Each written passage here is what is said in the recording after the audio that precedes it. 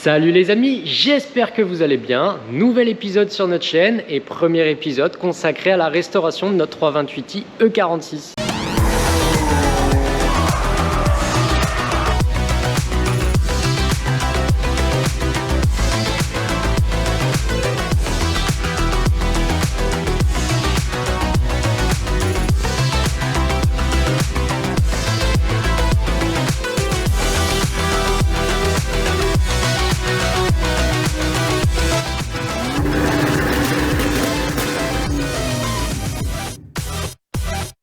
Aujourd'hui, ça va être une étape de nettoyage vraiment complet de l'intérieur et on va tâcher de refaire une beauté et une nouvelle petite vie à nos sièges en cuir. Donc un gros nettoyage en profondeur, réparation du cuir, nourrissage, teinture, tout ce qu'il faut pour essayer de lui redonner vie. Bon, avant de commencer même le nettoyage, on va passer un coup d'aspirateur partout, histoire de déjà faire cet intérieur vraiment clean. Tu vois que les sièges sont franchement bien sales, donc on va commencer par ça. Tu vois qu'il y a des vilaines traces sur la moquette ici. Je vais essayer de les faire partir avec une brosse et un produit. Ça va être l'occasion de tester tous nos produits. La moquette, tu as vu, a été quand même relativement bien préservée. Et bah écoute, le petit produit que j'ai pris, ça a franchement pas l'air d'être déconnant. Je l'ai passé 3 fois là sur la partie du siège à l'avant. Et ma foi, il a retrouvé un aspect fort sympathique. On voit que ça lui fait le plus grand bien. Le chiffon ressort sacrément noir. Je sais pas si ça va bien ressortir à la caméra, mais tu vois que voilà, le chiffon était neuf avant de commencer. Pour l'instant, je dois être à la 4e voire 5e passe. Donc j'applique du produit que je pulvérise partout, et une fois que j'ai pulvérisé partout, je brosse avec cette brosse là, qui est une brosse faite pour le cuir. Et regarde l'aspect de la couleur qui ressort, ça ressort noir, ça mousse noire dégueulasse. Franchement, faudrait à la limite que je lave la brosse tellement elle est dégueu. Mais par contre, ça récupère les sièges, mais de façon impressionnante. Bon, maintenant que ça sèche un peu, regarde l'aspect du cuir, il a vraiment retrouvé son aspect d'origine, c'est incroyable. Ça lui a fait déjà un super grand bien. Regarde la crasse qu'il y avait dans le cuir. Voilà, ça te laisse une petite idée. Là je suis en train d'attaquer l'arrière. Pour l'instant c'est pareil, c'est pas sec, mais ça va être comme neuf. Nouvelle jeunesse déjà, rien qu'avec un nettoyage, c'est impressionnant. Maintenant on va s'attaquer aux garnitures de portières, leur faire un joli coup de propre, nettoyer le cuir, les taches qu'il y a sur la poignée, puis on va voir ce que ça rend. Et ce produit il fait des miracles. Pareil, l'aspect du cuir a retrouvé un aspect d'origine. Petite couleur ici, c'est rien, c'est pas encore sec. Donc tu vois qu'il perd son aspect brillant dégueulasse, mais qui est naturel, qui est normal avec le temps. Et voilà, il récupère vraiment son aspect d'origine. Toutes les marques sont parties, tu vois qu'il n'y a plus aucune marque. Bon, il y a une petite griffure là qui est pas partie, mais tu vois, le résultat est franchement là. Vraiment splendide. L'arrière est remonté, j'ai défait la banquette pour repasser un petit coup en dessous. Regardez l'allure que ça avait, et voilà. Bah écoute, l'aspect du cuir est vraiment génial. Il a vraiment retrouvé son aspect d'origine. Il a perdu son côté brillant qu'il avait. Voilà, là on a vraiment un cuir qui retrouve une seconde jeunesse. Il faut que je fasse maintenant les garnitures de portière et puis les dossiers des sièges qui, comme tu peux voir, ont sacrément ramassé. Je te remonte aussi le siège conducteur qui était lui dans le plus sale état. Il n'y a pas de teinture, il n'y a rien, je n'ai rien fait, juste nettoyé. Et ils sont métamorphosés, on dirait que je les ai reteintés. C'est impressionnant. Non mais vraiment, incroyable. Vraiment incroyable. Le siège conducteur, quand j'ai fait la première pulvérisation, le cuir avait tellement soif qu'il a absorbé mais tout le produit. J'ai dû repulvériser quasiment 2 fois avant de me retrouver avec du produit qui est resté sur le cuir. Vraiment, je pense que là vraiment on les sauve parce qu'il était temps de faire quelque chose. Et vraiment je suis bluffé. On dirait qu'ils ont été teints. C'est génial. Je passe à l'étape suivante, c'est-à-dire maintenant la réparation du cuir. Donc c'est pour ça que tu vois que toutes les fissures maintenant apparaissent énormément, puisque en fait je viens mettre la pâte de réparation et elle est de couleur grise comme tu peux voir. Donc c'est normal que ça ressorte beaucoup plus. C'est justement pour avoir un relief et se rendre compte de si on en a bien appliqué et où est-ce qu'on en a appliqué. Je fais cette partie là, je termine ça, on passe du côté conducteur qui en a encore plus besoin, je vais te montrer ça après. Du côté conducteur cette fois, tu vois que l'assise est peut-être même un peu moins marquée, sauf voilà, on en a une belle qui est ici. Et par contre c'est le dossier qui lui a morflé sévère, c'est curieux. Normalement c'est pas là où ça morfle le plus, mais là tu peux voir qu'on en a vraiment une très sévère à la limite de la déchirure. Donc là il est grand temps de faire quelque chose. Suite de l'épisode, regarde comment j'ai avancé. Franchement l'intérieur est comme neuf, ça fait trop plaisir, c'est juste trop bien. Elle est neuve. Les garnitures ont retrouvé un aspect vraiment incroyable. C'est encore un peu changé d'aspect avec le séchage. Elles sont neuves. Regarde nos sièges. Après séchage, je leur ai fait donc leur soin complet, à savoir la réparation du cuir, nettoyage, la teinture. Et je me suis arrêté là. Pour l'instant, ils sont pas nourris et j'ai pas mis de vernis pour le moment. On va voir, mais le résultat pareil. Ils revivent. Ils ont retrouvé une seconde jeunesse. J'ai vraiment pas beaucoup de luminosité encore aujourd'hui, tu me pardonneras, mais je pourrais pas te faire beaucoup mieux que ça. Vivement que le soleil arrive pour que je puisse te faire des beaux plans, mais voilà, je pense que tu auras quand même un vague aperçu du rendu. Et crois-moi, c'est franchement pas mal du tout. J'en ai profité également pour remplacer donc les soufflets de levier de vitesse et de frein à main. Le vilain frein à main, c'est pareil, il va repasser avec quelque chose d'origine et de plus sobre. J'en ai pas retrouvé en cuir malheureusement, donc je pense que ce sera un classique en noir, tu verras, je te montrerai ça en temps et en heure. Mais voilà, les cuirs franchement incroyable, je suis trop content. Les dossiers des sièges, tu vois que je les ai bien rattrapés aussi, c'est pas la perfection absolue, si tu viens bien fouiller, il y a peut-être encore 2-3 petites taches à droite à gauche, mais c'est pas mal du tout.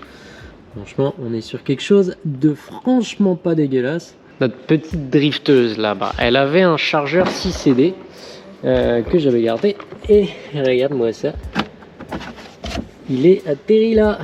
Je l'ai pouillé, 4 vis à mettre, 2 fils à brancher. Elle avait l'option du pré-câblage du chargeur 6 CD, donc ça tombe trop bien. Voilà. Alors comment ça marche déjà? Tac, hop. Donc tu sors ton rack, t'as vu, t'appuies sur le petit bouton vert et t'as ton rack avec tous tes CD qui sortent. J'espère qu'il marche encore, ça va être un peu la surprise. Bon, t'as vu comment tu fais, c'est super simple, hein. Tu les enquilles les uns après les autres.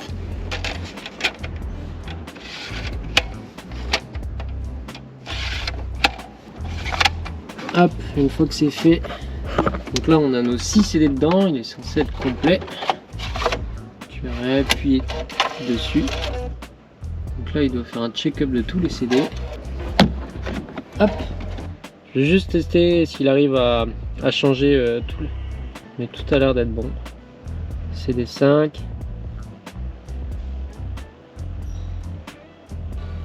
Impeccable. Bon, tu vois, tu charges, tu sélectionnes les CD ici, tac tac tac, jusqu'au 6. Et après, sur chaque CD, tu peux changer les morceaux comme si c'était le CD là. Il arrive à charger les 6 CD. En revanche, ce que je voudrais réussir à rajouter, c'est ça. Donc c'est un petit module Bluetooth, parce que je voudrais vraiment préserver l'autoradio d'origine pour conserver le maximum d'aspects d'origine. Mais ça me permettrait de pouvoir connecter mon téléphone en Bluetooth. Ça serait plutôt chouette. Donc on va voir si ça fonctionne, j'espère. Notre prise, je l'ai mise ici sur l'arrivée. Et donc sur la sortie, j'ai récupéré notre connecteur pour le chargeur 6 CD que j'ai remis ici. Et l'autre qui est là, et on va voir si ça fonctionne. Si tu as été bien attentif, le LCD du lecteur Alpine était abîmé. Tu regarderas dans la vidéo, au pire tu retourneras en arrière, mais bref, le LCD avait pris un coup. Ce que j'ai fait pour conserver, parce que je voulais absolument conserver l'autoradio Alpine, c'est que j'ai chopé le LCD d'un autre écran, d'un autre lecteur CD que j'avais sous le coude, un normal. Et donc voilà, j'ai swappé les LCD et tu peux voir que c'est absolument nickel. S'il veut bien démarrer, voilà, t'as vu, magnifique.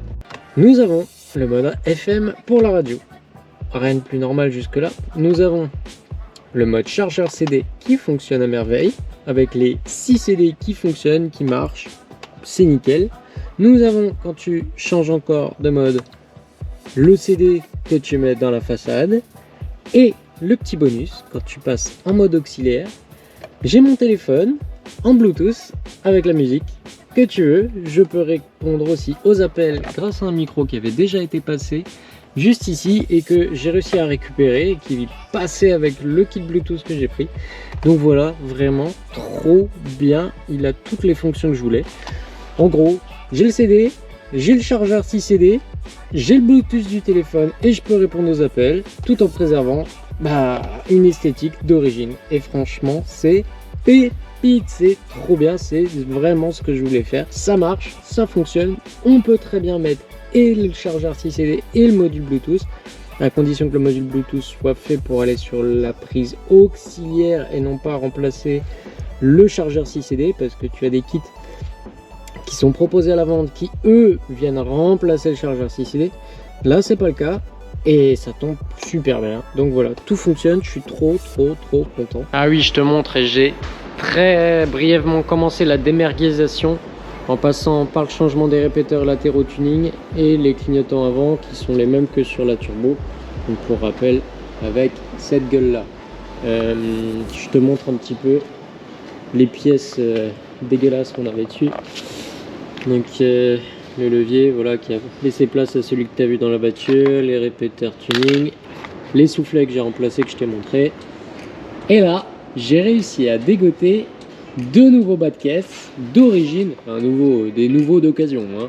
Mais voilà, des bas de caisse d'origine qui étaient pas loin, un gars qui les vendait à prix super raisonnable. Donc bon, ils auront besoin d'être refaits, tu vois qu'il y a des accros là-bas, mais ils sont pas fendus et voilà, ils sont rattrapables avec une peinture, ce qui est plutôt cool. Et voilà, au moins c'est à tarif limité une fois de plus. On continue la déjaquification avec cette vilaine antenne de requin que j'ai enlevée, et ce qui me faisait extrêmement peur, c'est de retrouver le toit percé en dessous.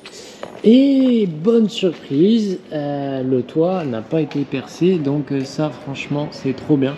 Au moins la partie plastique est partie. Maintenant la partie autocollante, je vais m'amuser. J'ai pas vraiment de produit magique pour ça, donc écoute, je sais pas trop ce que je vais pouvoir utiliser.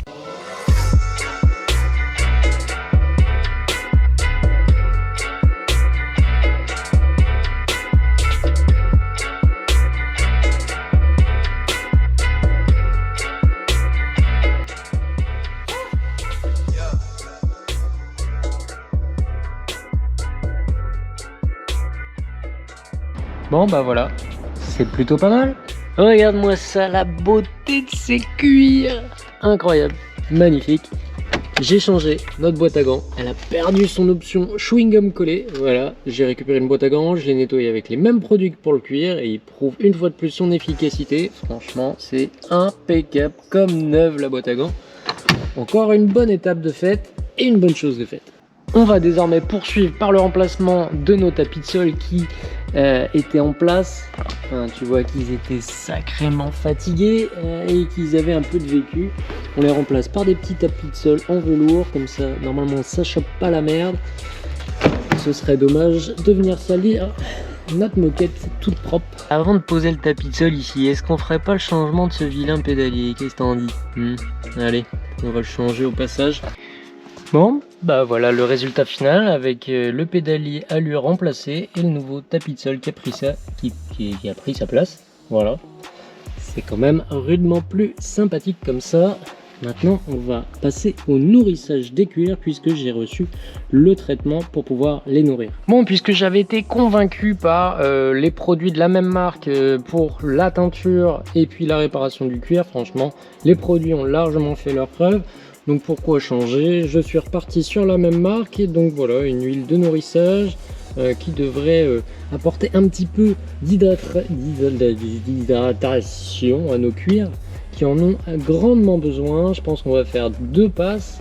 Une première passe, on va laisser 1 ou 2 jours comme ça, puis je repasserai une seconde passe histoire qu'ils puissent boire comme ils en ont envie.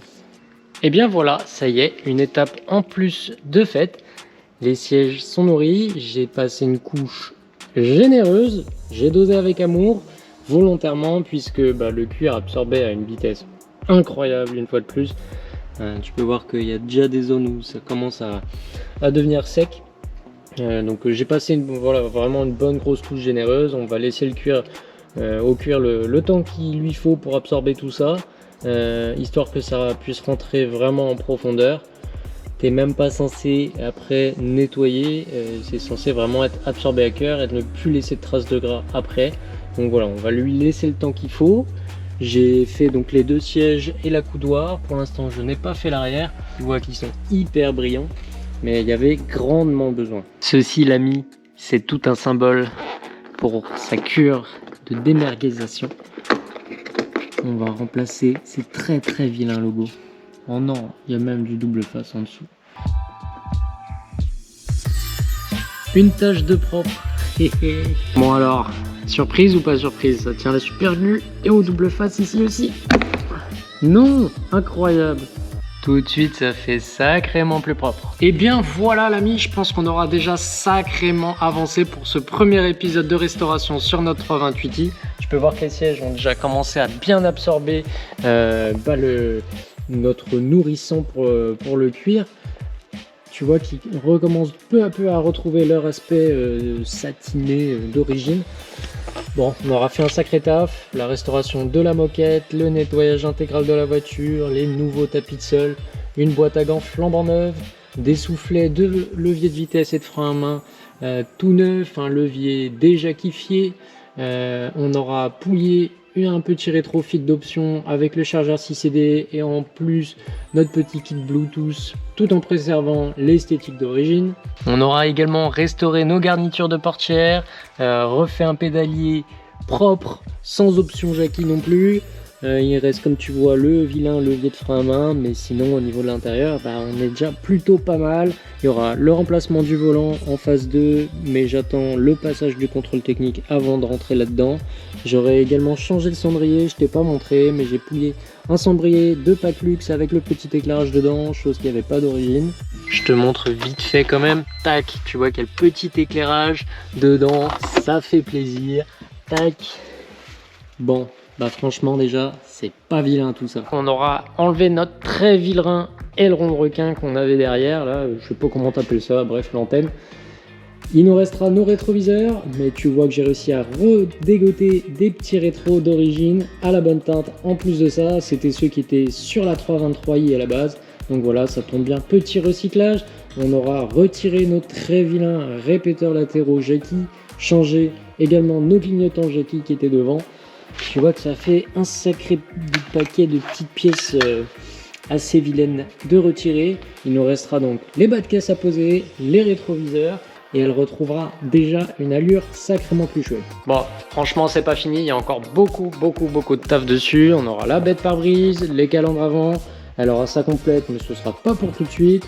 Je te montrerai, il y a le faisceau, comme tu avais pu peut-être apercevoir dans le tout premier épisode de présentation, le faisceau électrique au niveau des feux, il y a des feux de position avec des angels, les transfos complètement cramés, brûlés.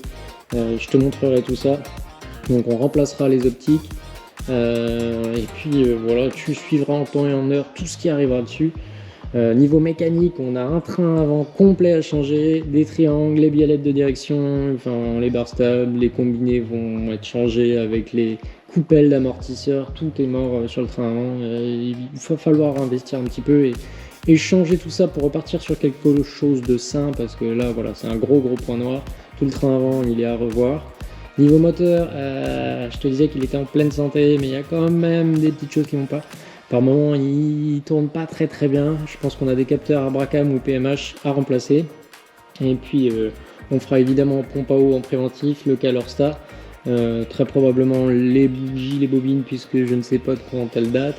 Ouais, bref, tout ça. On a malheureusement aussi un radiateur qui est en chips. Je te montrerai des images, c'est assez impressionnant.